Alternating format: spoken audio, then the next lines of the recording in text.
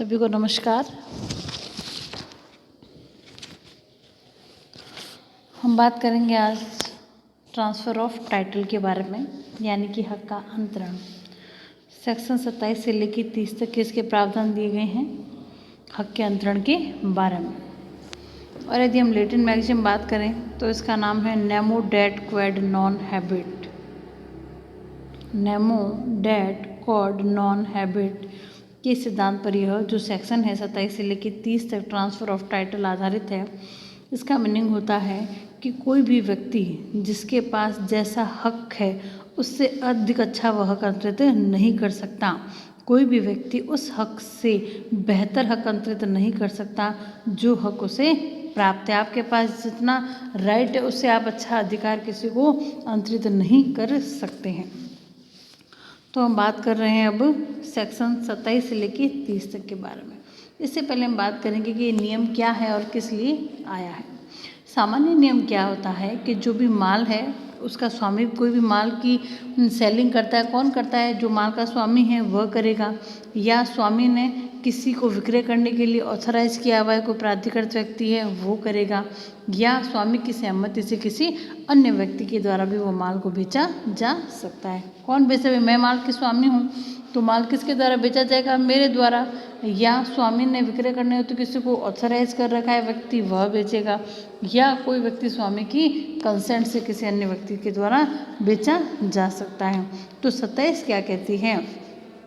Cell by person not the owner, कि जो माल का स्वामी नहीं है उसने यदि माल को बेच दिया है तो जिस व्यक्ति ने यह माल खरीदा है यानी कि जो क्रेता है वह कैसा हक प्राप्त करेगा? क्योंकि जो विक्रेता है जो माल बेच रहा है, क्या बात कर रहे हैं? Sale by person not the owner, जो माल का स्वामी नहीं है लेकिन उसने माल को क्या कर दिया है? विक्रय कर दिया गया है। तो क्रेता को कैसा हक प्राप्त होगा? अच्छा हक प्राप्त होगा या नहीं प्राप्त होगा? ये बात करेंगे हम इस सेक्शन के बारे में कि 27 के अनुसार इस अधिनियम और किसी अन्य तत्समय प्रवृत्त विधि के अधीन यह कि जहाँ माल ऐसे व्यक्ति द्वारा बेचा जाता है जो उसका स्वामी नहीं है और जो स्वामी के प्राधिकार के अधीन या उसकी कंसेंट से उसे नहीं बेचता है, तो वहाँ क्रेता उस माल पर उस हक में जो विक्रेता का था बेहतर हक अर्जित नहीं कर सकता है। क्योंकि जो माल का स्वामी है वह क्या कर रहा है? माल के स्वामी की कंसेंट के बिना माल को बेचा जा रहा है। जिसके पास खुद के पास ही कोई प्रकार का अधिकार नहीं है तो दूसरे को कैसे ट्रांसफ़र बेहतर हक दे सकता है। फॉर एग्जाम्पल कि जैसे कि मैंने क्या किया, कोई भी चोरी के द्वारा माल प्राप्त करती हूँ और मैंने किसी अन्य व्यक्ति को बेच दिया, तो विक्रेता जो हक मेरा माल मेरे पास जो हक था प्राप्त, वो हक कैसा था? चोरी के द्वारा प्राप्त किया गया था। तो वही हक क्या होगा? क्रेता को प्राप्त होगा।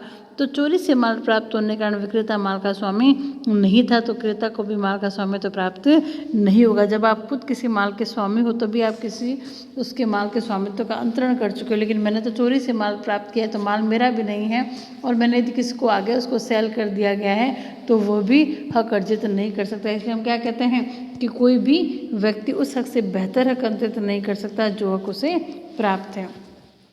सेक्शन 27 में क्या करें? Subject to the provision of this act and of any other law for the time being in force where goods are sold by a person who is not the owner thereof and who does not sell them under the authority or with the consent of the owner, कि न तो वो खुद मालिक है न ही क्या कर रहा है अथॉरिटी से बेच रहा है, न ही उसमें स्वामित्व की कंसेंट है स्वामी की। The buyer acquires no better title to the goods than the seller had unless the owner of the goods is by his conduct precluded from denying the sale authority to sell, कि वह मना भी कर सकता है। Provided that where a mercantile agent is with the consent of the owner in possession of the goods authority to sell। तो हम बात कर रहे हैं सेक्शन 27 में सामान्य नियम तो बता दिया गया, लेकिन सामान्य नियम का अपवाद क्या होगा? कि सामान्य नियम तो क्या हो गया कि जो माल का स्वामी है जिसको ऑथराइज किया हुआ है वही माल को बेचेगा। और नेमो डेट क्वेड नॉन हैबिट भी क्या कहती है कि जो व्यक्ति खुद से अच्छा हक किसी को अंतरित नहीं कर सकता है। तो सामान्य नियम तो क्या होगा? विक्रेता को जो हक प्राप्त है उससे बेहतर हक विक्रेता को नहीं देगा, लेकिन इस सामान्य नियम के कुछ अपवाद है। अर्थात यानी कि कुछ दशाओं में विक्रेता क्या कर सकता है? उस हक से बेहतर हक क्रेता को अंतरित कर सकता है जो उसे प्राप्त है। कि जो विक्रेता मेरे को अच्छा हक प्राप्त है उससे अच्छा जो बेहतर हक मैं सामान्यतः तो प्राप्त नहीं कर सकता, लेकिन कुछ ऐसे अपवाद हैं जिसके अंतर्गत क्रेता बेहतर हक प्राप्त कर सकता है। तो सबसे हम पहले बात करेंगे एस्ट्रोफल के बारे में। एस्ट्रोफल का मीनिंग जो then the seller had unless the owner of the goods is by this conduct precluded from denying the seller authority to sell, यानी कि जो विक्रेता है बिना स्वामी की कंसेंट के या ऑथराइज के क्या कर रहा है, माल का अंतरण कर रहा है, तो अभी क्या होगा, क्रेता को अच्छा हक प्राप्त होगा। यदि जैसे कि कोई भी शॉप पे गए आप और एक बंदा क्या कर रहा है, वहाँ पर एक जो व्यक्ति है सेलर है वो माल को सेल कर रहा है, ठीक है, और क्रेता क्या विश्वास कर रहा है कि वो स्वामी की कंसेंट से ऐसा कर रहा है या उसको ऑथराइज किया गया है या स्वामी के आचरण से ये लगता है कि वह क्रेता ये विश्वास कर लेता है स्वामी के आचरण के द्वारा कि वह क्या कर सकता है, उसको इसने ऑथराइज किया गया है, तो इस प्रकार का माल बेचता है तो एस्ट्रोफल का सिद्धांत लागू हो जाता है, यानी कि स्वामी क्या कर सकता है, मना नहीं कर सकता है कि विक्रेता को माल बेचने का अधिकार नहीं है। जो बात है conduct preclude from denying the seller authority, यानी कि एस्ट्रोफल लगा देता है उसके ऊपर कि यदि स्वामी के आचरण के कारण क्या के विक्रेता हो गया बिना स्वामी या प्राधिकार या सहमति के माल का अंतरण करता है तो क्रेता को अच्छा हक प्राप्त होगा, लेकिन माल के स्वामी का जो स्वामी उसका आचरण किस प्रकार का रहा हो कि विक्रेता को विक्रय करने के प्राधिकार को अस्वीकार करने से क्या जो रोका जा सकता है।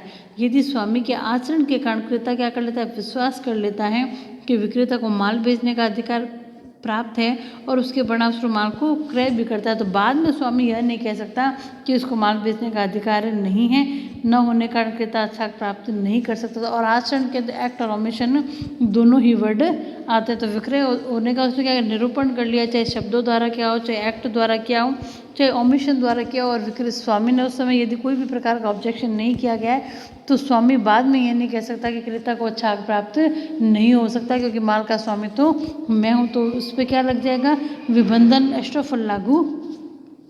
एस्ट्रोफल का जो सिद्धांत है वो लागू हो जाएगा, यानी कि अच्छा हक था, लेकिन उसने क्या कर दिया, अच्छा हक अंतरण कर दिया गया है। जैसे ये केस के द्वारा हम समझते हैं इस बात को। एक बार में कार के स्वामी ने ग्राहक को दिखाने के निमित्त एक दूसरे व्यक्ति के लिए कार दे दी। दूसरे व्यक्ति ने वो क्या कर दिया, तो उसको दिखाने के लिए, लेकिन उसने क्या कि कार को आगे जाकर एक एजेंसी को बेच दिया। कार के स्वामी के निबंधन लागू नहीं किया गया। अब जो एजेंसी वाला वह क्या कहेगा कि मैंने तो माल जो स्वामी था, माल का विक्रय का स्वामी था गाड़ी का, उसने क्या की थी, दी थी उस व्यक्ति को क्रेता को माल देखने के लिए, और एजेंसी उसने मेरे को बेच दी है, तो विक्रेता जो माल का स्वामी वो मना नहीं कर सकता कि उसको अच्छा प्राप्त नहीं हो। लेकिन इस मामले यह बात नहीं होगी, क्यों, क्योंकि कार के स्वामी के विबंधन लागू नहीं किया चाहिए, उसे एजेंसी से कार वापस लेने का हकदार ठहराया गया था। तो कुल मिला के बात ये स्पष्ट हो रही है कि यदि उसकी कंसेंट से उसके सामने क्रेता ने विश्वास कर लिया है कि वो गुड फेथ में और वो माल को बेचने का प्राधिकार प्राप्त है, तो क्रेता अच्छा प्राप्त कर सकता है, विक्रेता के विरुद्ध एस्ट्रोफल का सिद्धांत लागू हो जाएगा। एक केस और देखते हैं कि mercantile bank of India versus central bank of India 1938 supreme court के मामले में। इसके अंतर्गत एक फर्म ने एक बैंक के पास रेलवे रसीद गिरवी रखकर ऋण ले लिया। बाद में यह कहकर रसीद वापस ले ली उस बंदे ने कि वो माल छुड़वा कर क्या कर देगा, बैंक के गोदाम में रख दिया जाएगा, और उसी दूसरी रसीद को क्या कर दिया, दूसरे बैंक के पास गिरवी रखकर ऋण ले लिया। प्रथम बैंक क्या किया था, जो उसने एक भूल कर दी कि उसने गिरवी रखने की मोहर नहीं लगाई थी, इसके कारण दूसरे बैंक का क्या तर्क आ रहा था कि प्रथम बैंक ने गिरवी मोहर नहीं लगाई तो दूसरा ऋण लेने का अवसर प्रदान किया गया। तो प्रथम बैंक को यह कहने नहीं दिया जाना चाहिए कि उक्त रसीद उसके यहाँ गिरवी थी, यानी कि वह वसूली नहीं कर सकता।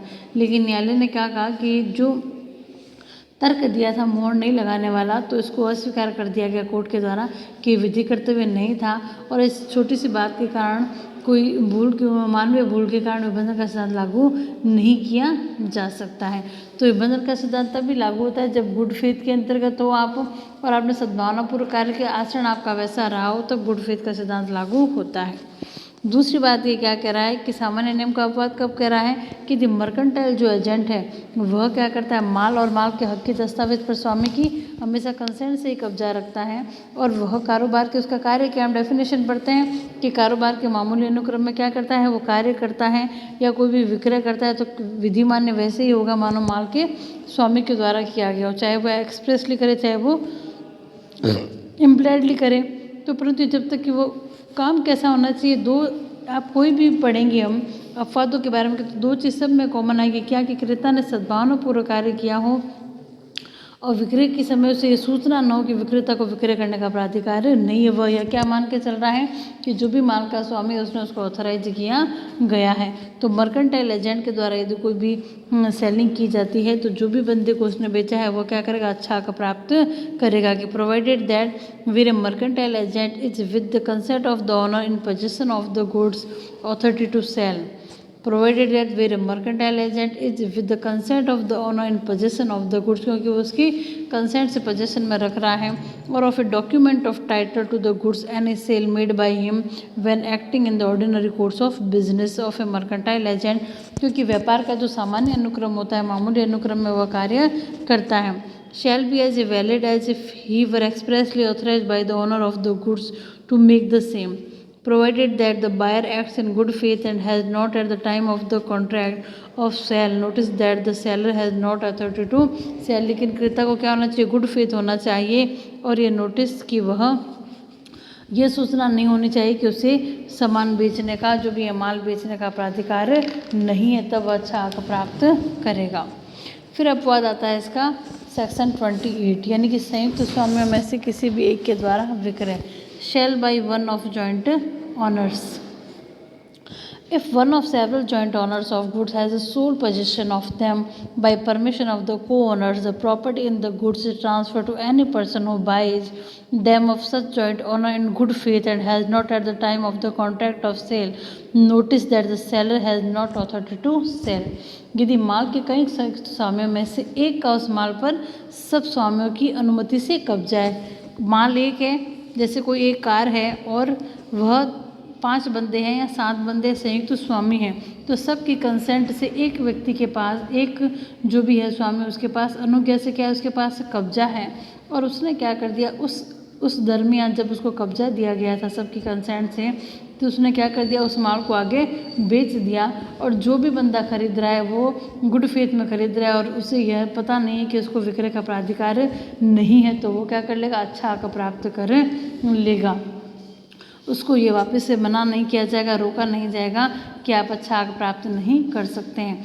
यदि माल के कई संयुक्त स्वामियों में से एक का उस माल पर मात्र कब्जा किसके, सबकी अनुज्ञा से है, तो माल का विक्रय करने वाले विक्रेता को अच्छा हक प्राप्त होगा। लेकिन शर्त क्या है कि क्रेता ने सद्भावनापूर्वक क्रय किया हो और उसे यह सूचना नहीं हो कि उसको विक्रय का प्राधिकार नहीं है, तो इसके अंतर क्या हो जाएगा, माल का स्वामित्व प्राप्त हो जाएगा, चाहे भले विक्रेता को विक्रय का प्राधिकार न रहा हो।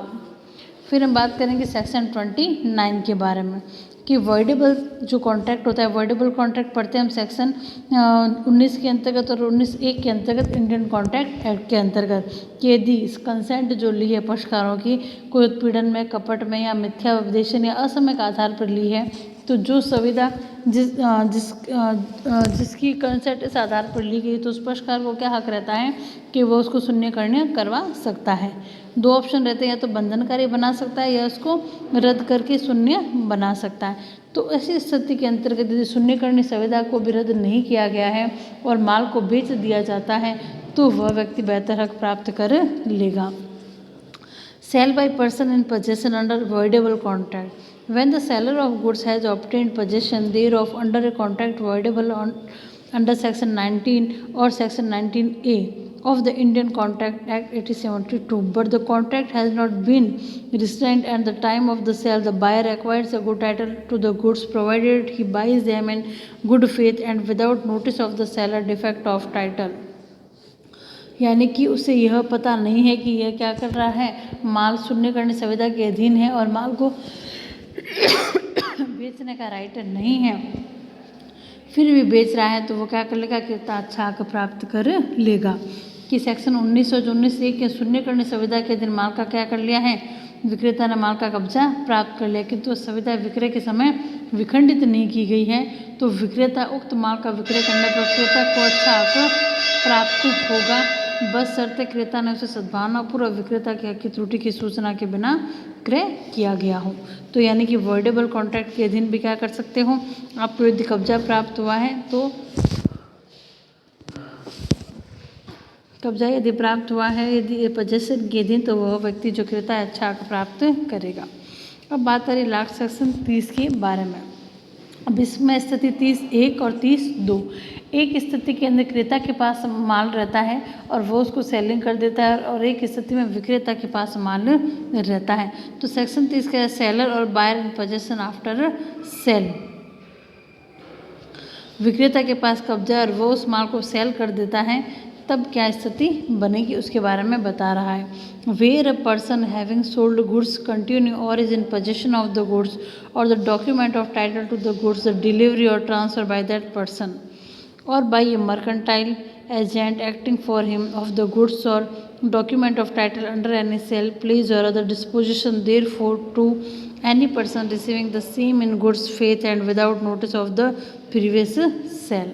कि माल का विक्रय कर दिया गया, उसके बाद भी माल या माल के हक का दस्तावेज किसके पास है, विक्रेता के पास ही है, और वह या उसके लिए कार्य करने वाला जो वाणिज्यिक अभिकर्ता है, जो मर्केंटाइल एजेंट है, माल को किसी अन्य व्यक्ति को बेच देता है। कि माल का विक्रय तो हो गया, लेकिन माल और माल के हक का दस्तावेज किसके पास है, विक्रेता के पास है, या जो विक्रेता के लिए काम कर रहा है उसके मर्केंटाइल एजेंट के पास है, और वह किसी थर्ड पार्टी को बेच देता है, तो क्या माना जाएगा कि विक्रेता को या उसके लिए कार्य करने वाले वाणिज्यिक अभिकर्ता को माल के स्वामी ने क्या किया है, विक्रय के लिए ऑथराइज किया गया है, और दूसरे विक्रय के क्रेता को अच्छा हक प्राप्त होगा। लेकिन सब में एक ही कॉमन पॉइंट है क्या, in good faith and without notice of the previous sale की सद्भावना में किया है, और उसको यह नॉलेज में नहीं है कि यह पहले से सेल की जा चुकी है।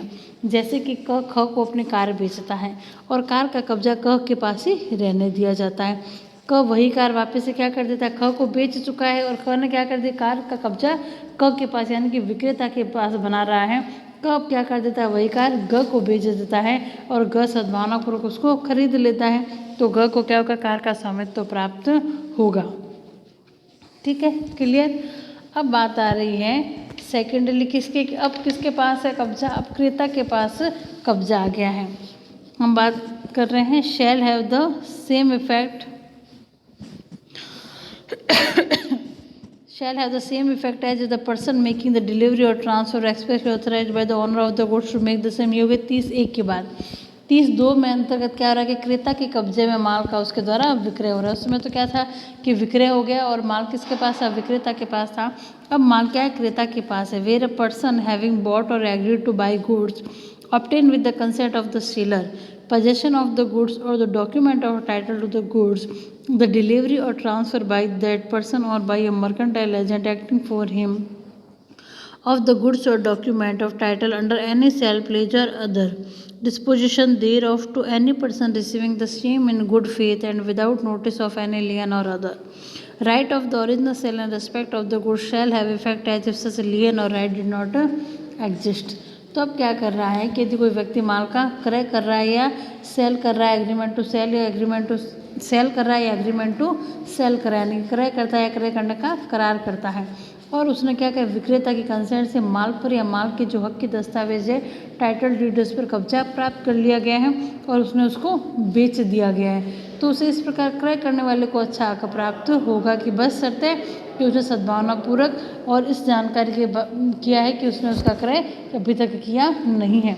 कि कोई व्यक्ति माल का क्रय करने का करार करके उस माल या माल के हक के दस्तावेज का कब्जा क्या करता है, विक्रेता की कंसेंट से प्राप्त करता है और फिर उसको आगे क्या कर देता है, सेल कर देता है, या विक्रय गिरवी या अन्य वहन के द्वारा किसी भी प्रकार से करता है, सूचना के बिना प्राप्त करता है, तो उसको क्या मिलेगा, अच्छा हक प्राप्त होगा। जैसे कि बढ़ते हैं इसमें एक मॉडर्न बनाम हेले का वाद जिसमें उल्लेखनीय है कि इस वाद में एक व्यक्ति ने दूसरे व्यक्ति की भूमि क्रय करना और उसके बदले में अपनी कार उक्त दूसरे व्यक्ति को बेचने का करार किया। शर्त क्या आती है कि जब क्रेता के वकील भूमि विक्रेता के हक को विद्यमान ठहराएंगे तो ही वह भूमि क्रय करेगा। उसके वकीलों ने भूमि विक्रेता के हक को ठीक नहीं माना, इस कारण उसने भूमि क्रय नहीं किया। लेकिन क्रेता ने क्या किया, अपने कार भूमि विक्रेता को दे दी थी और उसने भी वो कार किसी अन्य थर्ड पार्टी को बेच दी, जिसने सद्भावनापूर्वक कार के स्वामी के अधिकार की जानकारी बिना क्रय किया, तो उसे अच्छा हक प्राप्त होगा। किस कार्यक्रम में विक्रय माल के प्रदान करके या माल की जो हक के दस्तावेज का प्रदान करके भी किया जा सकता था। तो ये वो कि सामान्य नियम के क्या हो रहे हैं, अपवाद हो रहे हैं। नेमोडेट नॉन हैबिट तो क्या कहती है कि जो माल का स्वामी नहीं है वह अच्छा किसी को अंतरित नहीं कर सकता। लेकिन नियम ने क्या पढ़ लिया, अपवाद पढ़ लिए कि एस्टोफल के पढ़ लिया, फिर अपने पढ़ लिया कि इसकी संविदा के बारे में किस एस्टोफल, फिर हो गया मर्केंटाइल एजेंट ने सेलिंग किया है तो भी ये नियम लागू नहीं होगा। संयुक्त स्वामी में से किसी एक के द्वारा विक्रय होगा सेक्शन 28 के अंतर्गत। 29 हो गया शून्यकरणीय संविदा के दिन कब्जा रखने वाले व्यक्ति द्वारा विक्रय किया गया है। और सेक्शन 30(1) और 30(2) यानी कि विक्रय के पहले और विक्रय के बाद ये आप कब्जा रख रहे हो तो उसके अधीन भी इसमें माना गया। अन्य अपवाद अनपेड जो सेलर है वह भी कर सकता है, यदि उसके भुगतान न किया जाए, हम आगे बढ़ेंगे उसको डीपली अनपेड सेलर को, या किसी संविदा के दिन उसने तत्परता से रखा है, तो ये हो गए सामान्य नियम के अपवाद हो गए जो हमने पढ़े हैं। तो ये पूरा क्या होगा, ट्रांसफर ऑफ टाइटल यानी कि 27 से लेके 30 तक के अंतर्गत ये सामान्य नियम और सामान्य नियम के अपवाद। Thank you.